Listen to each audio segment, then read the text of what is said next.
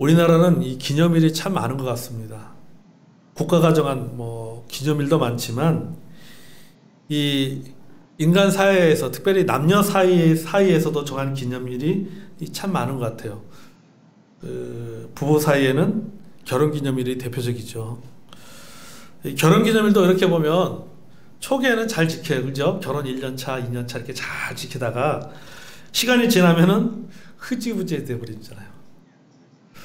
그러다가 나중에 이 결혼기념일조차도 잊고 사는 경우가 많습니다.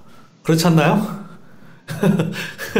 결혼한 지 한 20년 됐으면 그때도 해마다 결혼기념일을 지키는 게 쉽지가 않은데 뭐 지키는 분도 있겠지만은 저는 고백하건대 네, 넘어갑니다. 어떤 때 잊고 넘어가기도 하고 네, 그렇기도 합니다. 자, 또 이 젊은 남녀 사이에도 이렇게 보면요, 이 만난 지 100일이 되면요, 뭐 100일 기념, 또 1년 되면 1년 기념, 또 1000일이 되면 뭐 1000일 기념, 뭐 또 뭐 하여튼 뭔 이렇게 기념일이 많은지 몰라요. 남녀 사이도. 그것도 데이도 많잖아요.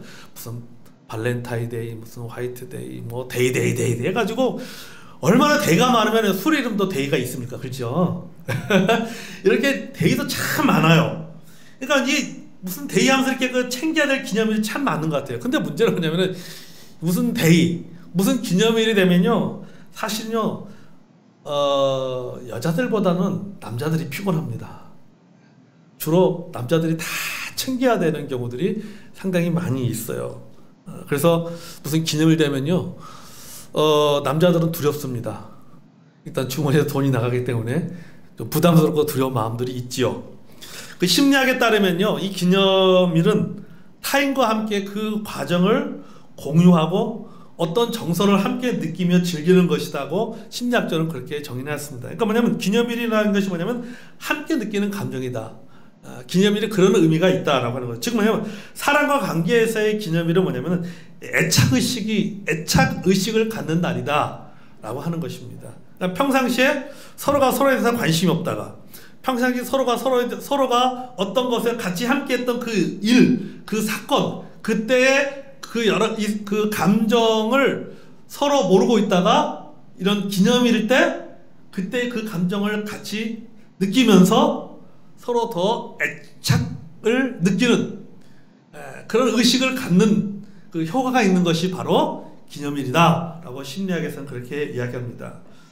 뭐 이렇게 생각하면 이 애착의식을 갖게 하는 것이 기념일이라고 한다면 굉장히 좋은 풍습입니다. 그런데 이게 그 상업적으로 변질되거나 또는 세속적으로 물들어 버려서 이것이 돈이나 물건과 연관되어 버려져 가지고는 우리 참 부담이 되는 것이 사실이죠. 그래서 기념일이 되면 어떤 이벤트를 하느냐, 또 얼마짜리 선물을 받았느냐, 이것이 곧 나에 대한 사랑을 평가하는 그런 그 기준으로 전락해 버렸다라고 하는 것이죠.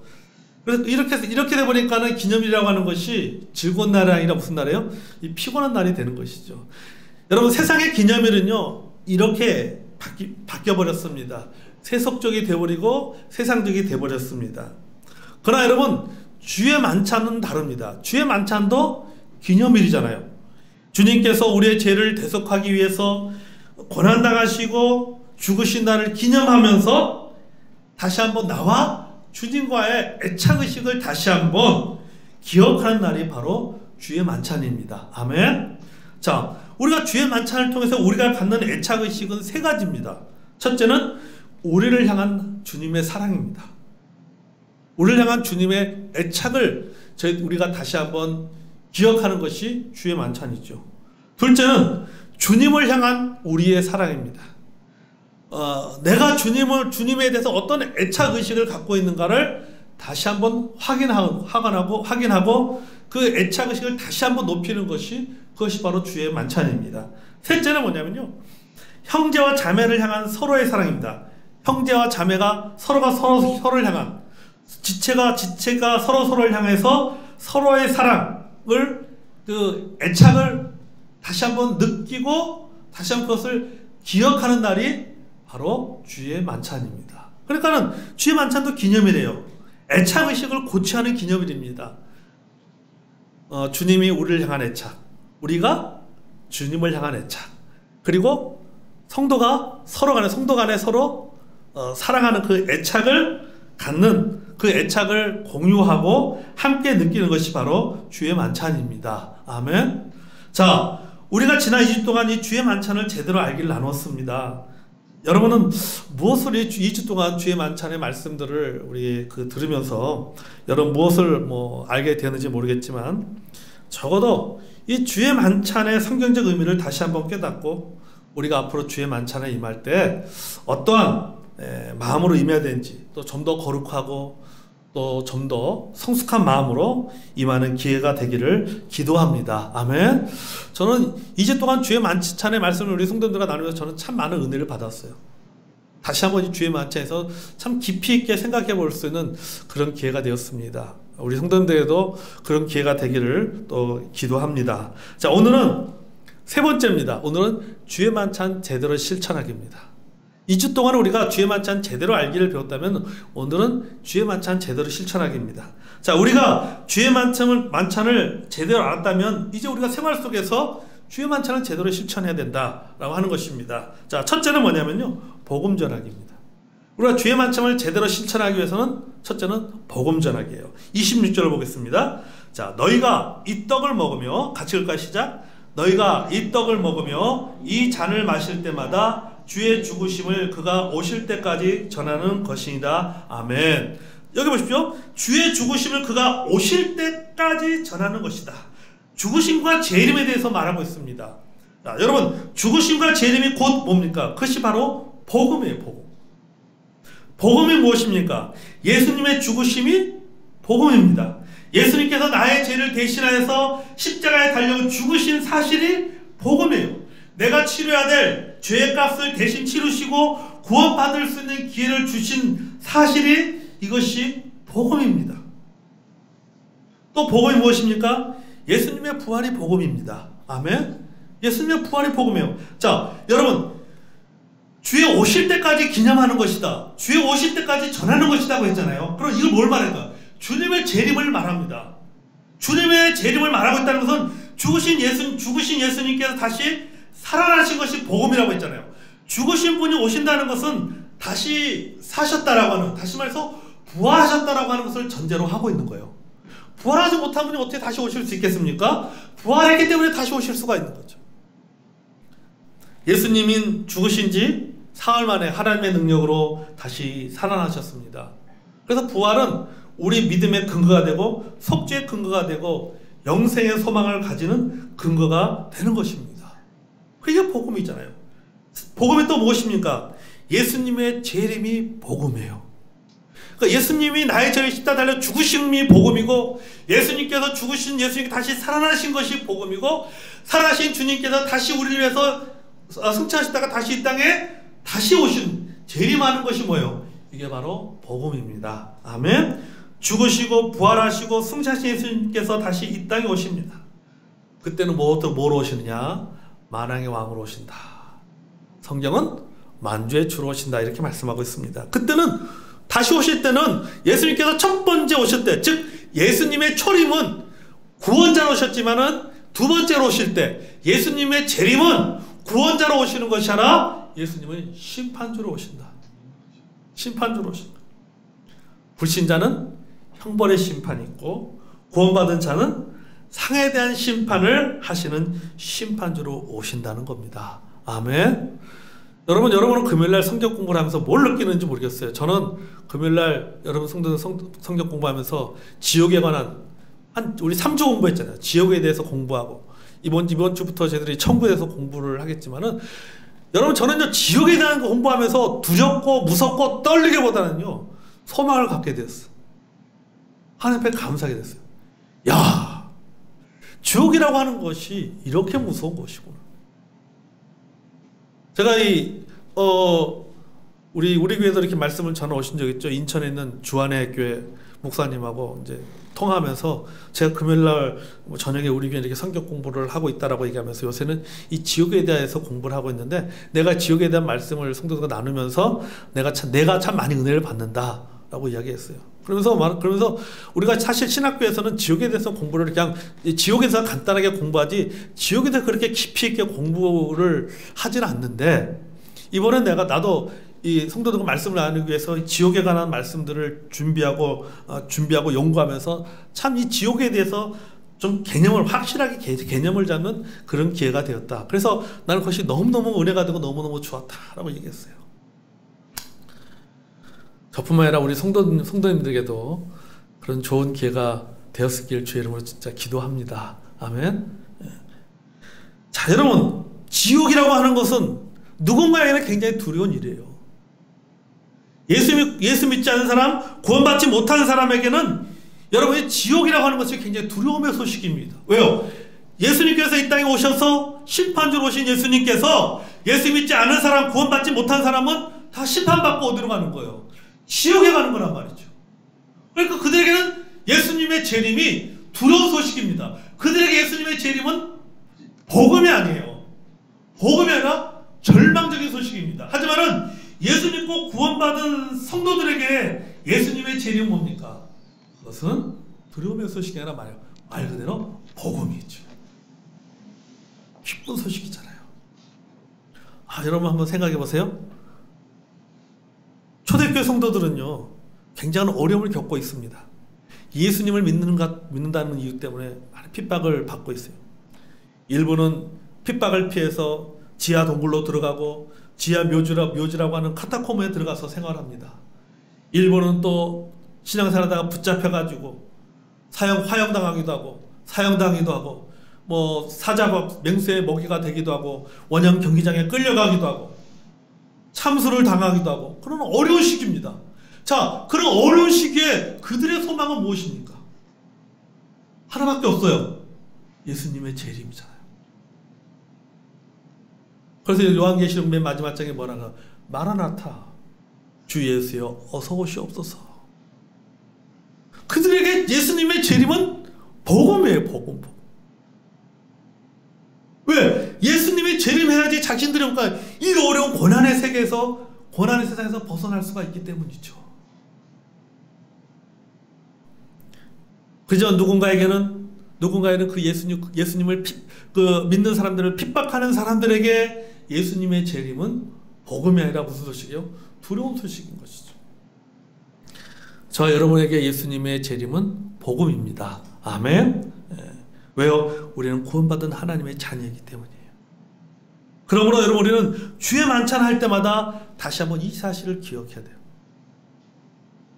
그리고 아직까지도 복음을 알지 못하는 사람들에게 내가 복음을 전하고자 결심하고 실천하는 날이 되어야 될 줄로 믿습니다. 아멘. 그것이 바로 주의 만찬을 제대로 실천하는 겁니다.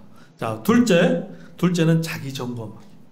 첫째는 복음 전하기. 둘째는 뭐라고요? 자기 점검하기예요. 자기 점검하기.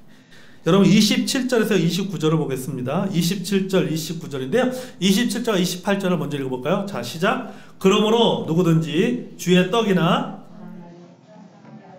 먹고 마시는 자는 주의 몸과 피에 대하여 죄를 짓는 것이니라.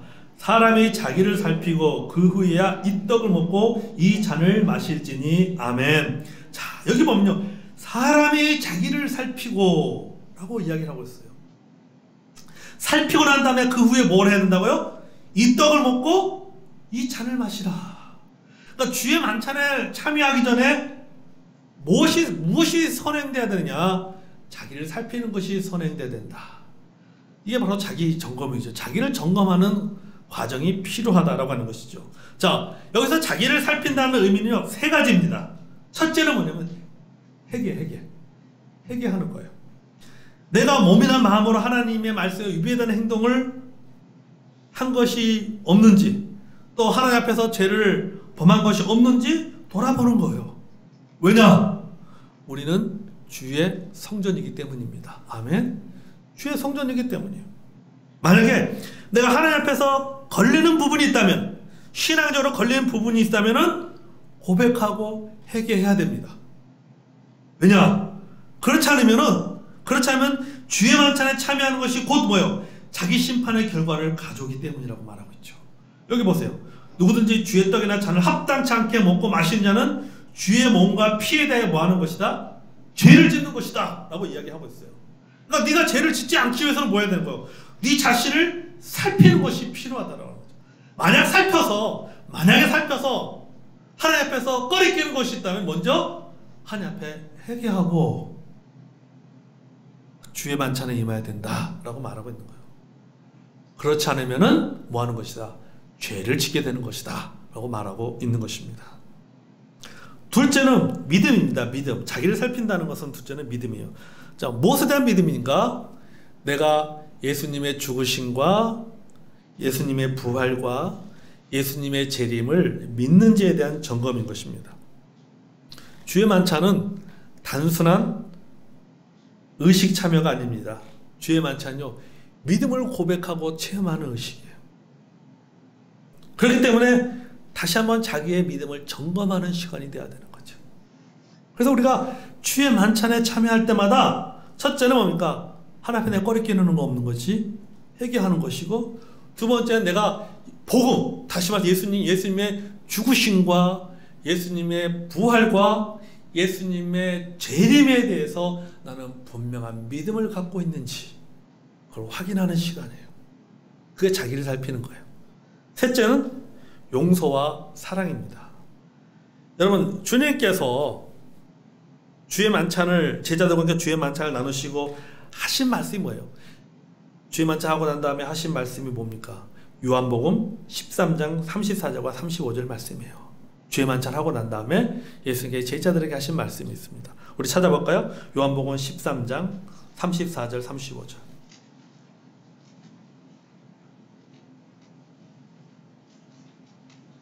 우리 잘 아는 말씀이죠. 13장 34절 35절. 자, 우리 찾으면 같이 읽겠습니다. 시작. 새 계명을 너희에게 주노니 서로 사랑하라. 내가 너희를 사랑한 것 같이 너희도 서로 사랑하라.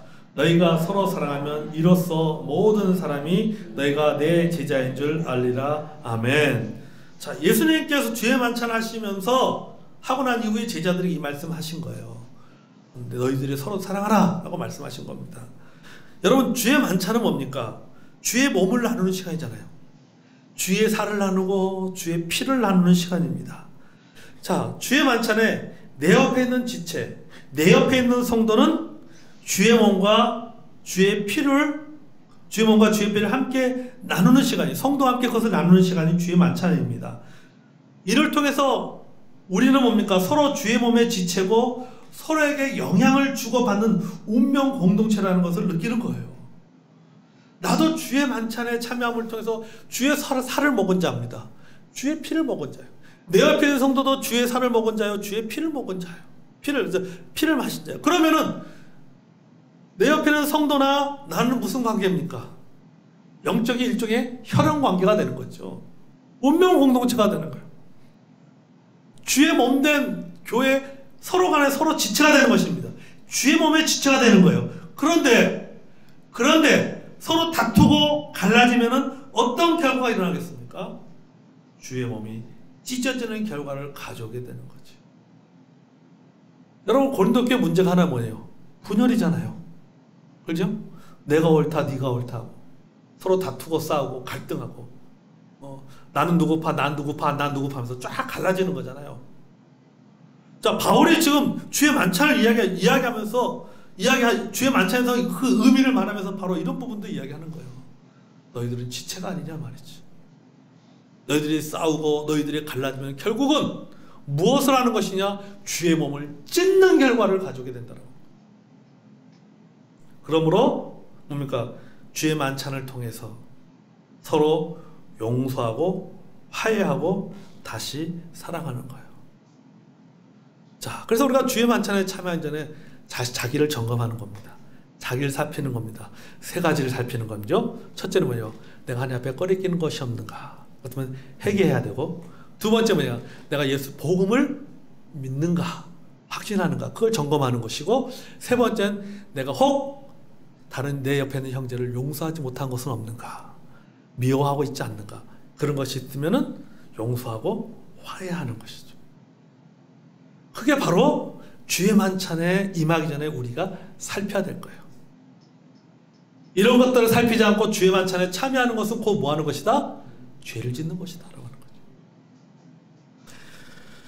1835년에 발간된 필라델피아 침례교회, 미국에 있는 필라델피아 침례교회 기도서에 주의 만찬과 관련한 이런 내용이 있습니다.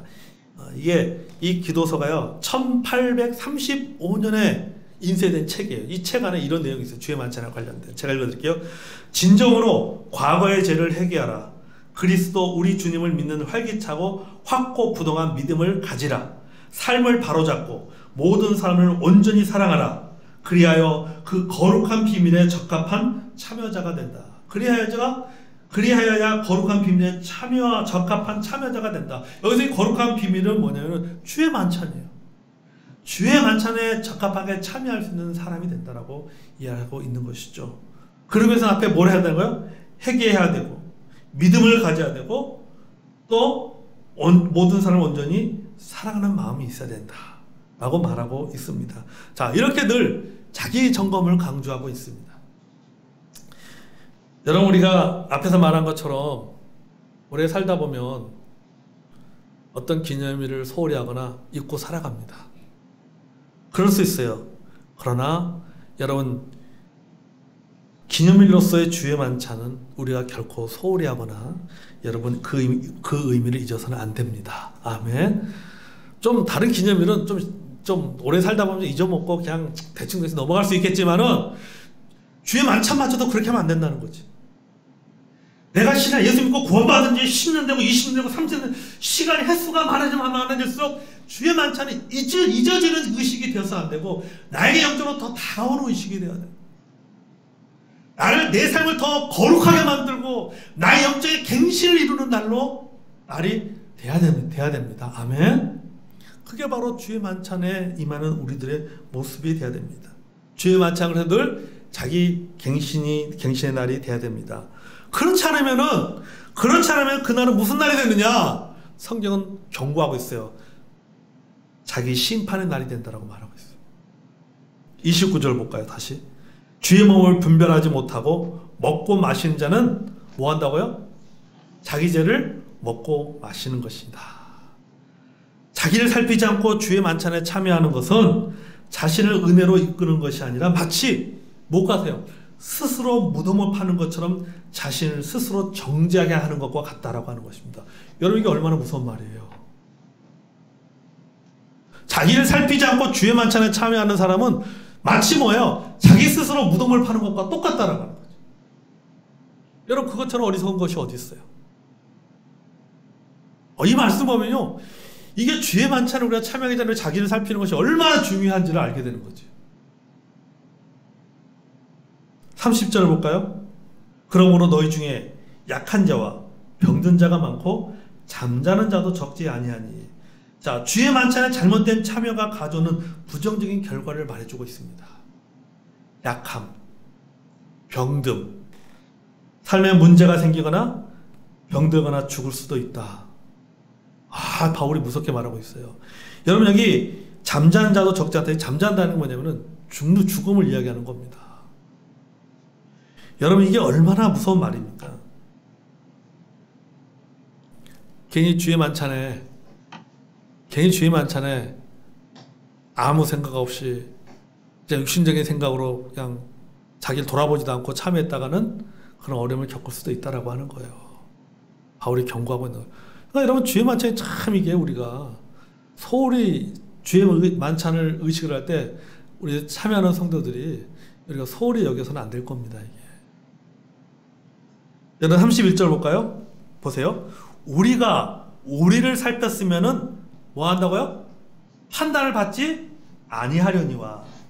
왜 판단받지 않습니까? 자기 스스로가 점검하는 것은 곧 심판받는 것을 모면하는 길이에요. 자, 내가 나를 살피다 보니까는 내가 하나님 앞에 꺼리끼는 것이 있어. 내가 하나님 앞에 범죄한 것이 있어. 그래서 자기가 자기를 심판하게 되는 거죠. 모함을 통해서, 점검하고 회개함을 통해서 자기 스스로가 이 부분들을 정리하는 거예요. 그런데 여러분, 내가 정리하지 않으면은 누가 정리를 시키냐? 하나님이 정리시킨다는 거예요. 쉽게 말하면. 내가 정리하지 않으면. 내가 회개하지 않으면은 하나님께서 회개하도록 만들어버린다라고 하는 겁니다. 자, 32절 보세요. 우리가 판단받는 것은 주께 징계를 받는 것이니 이는 우리로 세상과 함께 정죄함을 받지 않게 하려 하심이라. 아멘. 자, 이거 뭐냐면 그러나 자기 점검을 하지 않고 주의 만찬에 참여하는 것은 뭐냐? 곧 주님으로부터 징계를 받게 된다는 거죠. 그 징계는 멸망의 징계가 아니라 주의 만찬을 바른 태도로 참여할 수 있도록 교육을 목적으로 주님께서 뭐 하신다? 징계하신다라는 거죠. 징계하신다. 너가 네 자신을 살피지 않고 깨끗하지 못한 상태에서 죄가 있는 상태에서 그냥 주의 만찬에 참여했어. 그럼 내가 너에게 주의 만찬이 어떤 의미를 갖고 있는지 내가 너한테 한번 가르쳐, 몸으로 한번 네가 몸으로 느낄 수 있게 가르쳐 주마 하고 뭐 한다는 거예요? 하나님이 주님이 징계한다는 거예요. 죽이기 위해서 징계하는 것이 아니라 멸망시키기 위해서 징계하는 것이 아니라 뭐 하기 위해서 교육의 목적으로 징계를 하신다라고 하는 거예요. 본인 스스로가 깨닫고 본인 스스로가 고치는 게 낫지요. 아멘. 주님이 고치도록 만들면요 참 그 피곤합니다. 어렵습니다. 본인 너무나 힘든 시간을 보내야 된다는 거죠. 우리에게 이런 징계가 없기를 바랍니다. 아멘. 자, 셋째는 뭐냐면요 배려입니다. 배려하기입니다. 자, 첫째는 뭐라고요? 복음 전하기. 두 번째는 뭐요? 두 번째는 자기 점검하기. 세 번째는 배려하기예요. 자, 이게 배려와 관련해서 두 가지를 말하고 있습니다. 첫째는 뭐냐면은 서로 기다리라 이렇게 말하고 있어요. 자, 32절 보겠습니다. 그런즉 내 형제들아 먹으러 모일 때 뭐 하라고요? 서로 기다리라 이렇게 말씀하고 있어요. 여러분, 왜 주의 만찬이 교회 안에서 문제가 되었습니까? 왜 바울이 고린도교 성도들에게 주의 만찬에서 이 이야기를 하게 되었습니까? 이 이야기의 발단의 원인을 제공한 게 뭐예요? 고린도교 성도들이 기다리지 못했기 때문이잖아요. 참을성이 없이 먼저 다 가져다가 먹어버렸기 때문이에요. 그러니까 나중에 와서 보니까 뭐가 없는 거예요? 먹을 빵이 없는 거예요. 마실 포도주가 없는 거예요. 그러니까 먼저 다 가져다 먹어버리니까 나중에 온 사람들이 이게 먹을 것이 없고 마실 것이 없다 보니까 뭐 하게 되는 거예요? 시험에 들게 되는 거지. 네. 그럴 거 아니에요. 여러분 생각해보세요. 우리가 이게 맛있는 아주 우리 예수님이 맛있는 아주 떡을 딱 해왔어요. 100인분을 딱 해왔단 말이에요. 그러니까 한 사람이 한 조각씩 먹으면 딱 맞아요. 100인분을 딱 간다는데 제가 딱 먹고 와 너무 맛있어. 혼자 50개를 다 먹어버려. 그럼 나머지 성도가 50개까지 먹어야 돼요. 그러면은 우리 교회 성도들이 50명 성도 다 먹고 50성도 한 60명인데 한 100명의 성도들이 50개밖에 안 남은 떡을 다 먹어버렸습니다. 나머지 50명 뭐 하는 거예요? 상처받지 않겠습니까? 그렇죠? 좀 기다리다 같이 먹어 얼마나 좋아. 세상에 뭐가 중하다가 저 떡을 이렇게 막 먹어. 기분 나쁘지 않겠어요? 우리 목사님이 완전 떡돌이네. 떡돌이. 네, 이렇게 생각하지 않겠어요? 지금 고린도 교회가 이런 상황이란 말이죠. 먼저 다 빵을 먹어버리고 그 포도주를 마셔버리니까는 나중에 온 사람들이 먹을 게 없는 거예요. 그러니까 시험에 드는 거죠. 그러니까 뭐예요? 왜 우리 건 없느냐 하면 또 다 먹은 사람들 나름대로 변명할 거 아닙니까? 빨리 와서 먹지. 빨리 와서 먹지. 그럴 거 아니에요. 빨리 와서 먹지. 그러니까 이런 게 문제가 된 거예요. 그래서 바울이 말하고 있는 거예요. 먼저 가져다 먹어서는 안 된다. 기다려라. 여러분, 기다린다는 것은 뭡니까? 서로를 향한 배려인 거죠. 그런 배려. 자, 둘째는 뭐냐? 배고픈 자는 집에서 먹어야 한다라고 말하고 있습니다. 배고픈 자는. 여러분, 주의 만찬은 예식이기 때문에 예식입니다. 주의 만찬은요, 배부를 만큼의 음식을 제공하는 것이 아니라 의식의 의무를 보여줄 정도의 분량만 제공하는 겁니다. 자, 여러분 그랬잖아요. 주의 만찬 앞에 뭐가 있으니까요? 애찬이 있고 주의 만찬이 있다고 했습니다. 애찬은 뭐라는 거예요? 식사의 개념이라고 그랬습니다. 그 다음에 뒷부분에 하는 것은 주의 만찬의 개념인데, 애찬하면서 뭐예요? 배가 고프니까 배가 고픈데 잘 됐네 와서 떡을 다 먹어버리는 거죠. 그럼 뭘 주의 만찬에 뭐 할 수 있는 게 떡이 없는 거죠. 또 어떤 사람은 배고프니까 배고파니까 주의 만찬 우리가 여러분 알다시피 예를 들어서 우리도 교회에서 이렇게 주의 만찬식 할 때 백설기 요만큼 주잖아 요만큼. 그래서 근데 예를 들어서 우리 집사님들이 이제 쭉 나오는데 배고파가지고 그거 끝난 밑에서 지금 밥 먹을 텐데 그거 못 기다려가지고 배고파가지고 그냥 좀 목사님 이렇게 집사님들이 딱 한 조각씩 주는 걸 그냥 서로 좀 더 주세요 해가지고 한 10개 확 먹어봐요. 먹어봐요. 그거 우리 그 끼니 때우려고 우리 백설기 나누는 게 아니잖아요. 그렇잖아요? 그 주의 어떤 그런 고난을 의미를 살리기 위해서 우리가 조금씩 나누는 겁니다. 식사용으로 나누는 게 아니거든요. 그러니까 뭘 말하고 있는 거예요? 주의 만찬에 참석하는 자들은 이 사실을 알고 집에서 충분히 먹고 오라는 거예요. 네가 배고프면 충분히 먹고 와라. 아니면 배고프면 좀 참고 나중에 집에 가서 먹어. 이 말이에요. 이걸로 끼니 때우려고 하지 말고 주의 만찬하는 것은 끼니를 때우려고 주의 만찬하는 게 아니라 주님의 죽으심과 주님의 그 부활과 주님의 죄를 기념하기 위해서 주의 만찬하는 것이지 끼니 때우려고 주의 만찬하는 것이 아니다라고 하는 거죠. 그렇기 때문에 배고프면은 가서 먹고 오든지 미리 아니면은 좀 참았다가 끝나고 나서 집에 가서 먹든지 그렇게 하라는 것입니다. 이걸 참지 못하고 어기면 곧 주의 만찬을 어지럽게 만드는 결과를 가져오게 된다라고 말하고 있는 것입니다. 뿐만 아니라 서로 상처받고 정죄하는 자리가 되고 만다는 것이죠. 자, 주의 만찬은 주님을 중심으로 서로가 하나 되기 위한 목적이지 분열하게 위한 목적이 아닙니다. 그러므로 뭐 하는 거예요? 주의 만찬에도 뭐가 필요해요? 서로에 대한 배려가 필수다라는 겁니다. 아멘.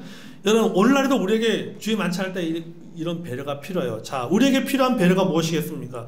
우리가 뭐 고린도 성도들처럼 뭐 주의 만찬을 할 때 무슨 뭐 내 배고픔을 해결하기 위해서 뭐 주의 만찬에 뭐 떡을 많이 먹고 또는 집사님들이 나눠준 어떤 그런 포도 주스를 많이 먹고 이런 것은 아닙니다. 그러면은 오늘날 우리가 이 주의 만찬에서 서로가 서로를 위해서 배려하는 것은 무엇인가라고 하는 거죠. 그것은 바로 주의 만찬에 적극적으로 참여하는 것입니다. 아멘. 참여하는 거예요. 주의 주의를 흐리게 만드는 주의 만찬의 그런 영적인 분위기를 흐리게 만드는 행동을 자제하고 주의 만찬에 진행되는 동안에 마음의 경건함을 유지하는 그것이 바로 서로를 배려하는 겁니다. 아멘. 떡을 받거나 잔을 받을 때도 그리고 먹거나 마실 때도 우리가 주의 죽으심을 떠올리면서 골고다 언덕의 십자가 앞에 서 있는 자신을 그려보는 거죠. 그게 바로 뭐예요? 그 바로 주의 만찬에 참여하여서 서로를 배려하는 것입니다. 아멘. 자, 우리는 3주 동안 주의 만찬에 대해서 나누었습니다. 우리 성도 여러분, 주의 만찬에 관한 말씀을 여러분 들으면서 새롭게 깨달은 진리가 무엇입니까? 주의 만찬 여러분에게, 우리 모든 성도님들에게 지난주에 나눴던 기념하라, 헬라어론 아남네시스라고 한 단어, 무슨 의미라고 했습니까?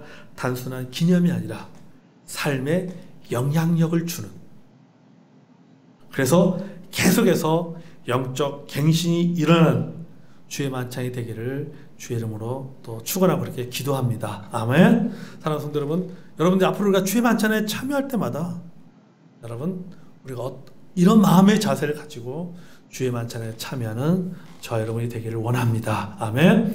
우리가 다음 주에는요, 실제로 1800년도에 침례 교회에서 어떻게 주의 만찬을 했는지 그 이야기들을 우리 함께 나누면서 우리 주의 만찬에 관한 말씀들을 다음 주 한 번 더 하고 마무리하도록 하겠습니다. 이 시간 우리 찬송하겠습니다.